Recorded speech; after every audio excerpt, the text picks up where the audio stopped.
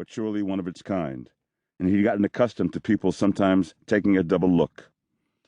He had learned to counter this seemingly endless barrage of negativity with a tough guy, good-humored bravado, which he had learned as a necessity to survive when growing up on the streets of Washington Heights, New York City. But that day in Stockbridge, he was working as an intern for a theater troupe and was thrilled, pumped up to be finally hanging around with real working actors.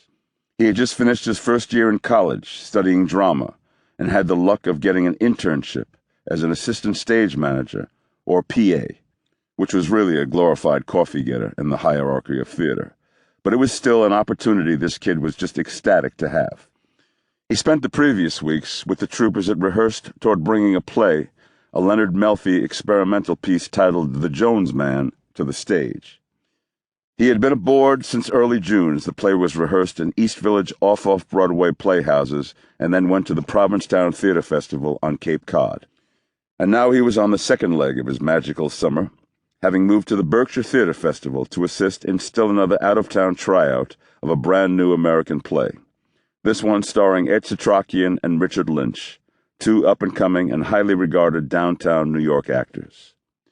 It all changed and came to a halt when these two people came toward him. It took a second of focusing to recognize his girlfriend, Linda, and cousin Kenny. He immediately got a warm smile at such a surprise, but within less than a second, a sense of dread filled him, with the speed of those internal light switches we have that change our emotion reactions from lights on to lights out, like the snap of a finger. It was the simple fact of those two people who were so dear to him just being together that didn't compute. They had never been in each other's company in their lives.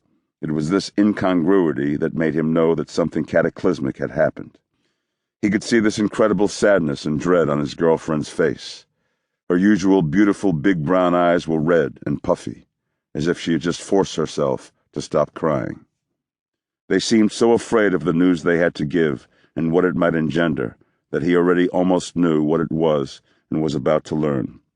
Linda looked so sad, and even though his first reaction was, "Holy shit, here's my girl," and a surprise that brought a big smile to his face, his stomach knotted up a moment later, as her usual warmth was oddly not reciprocated.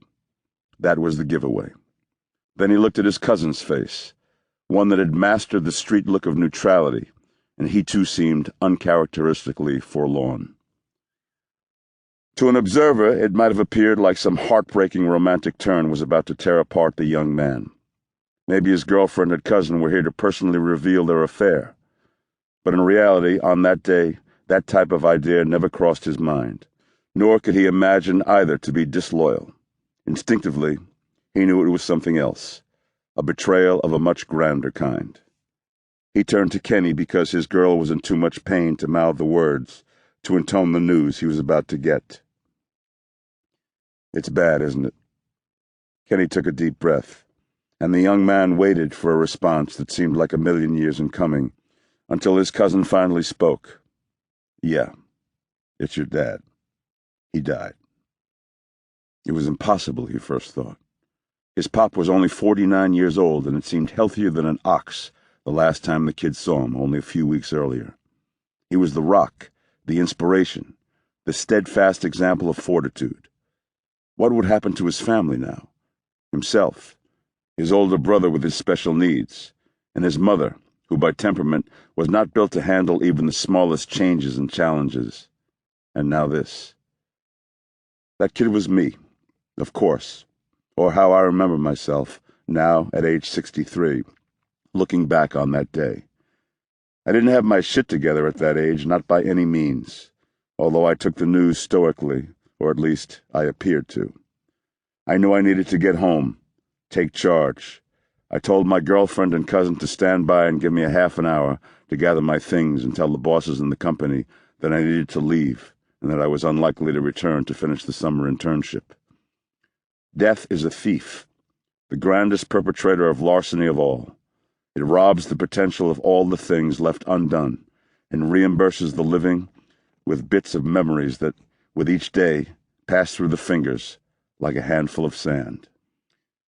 It would take more than 2 hours to drive back home to find out exactly how my father died, which would be the most moving...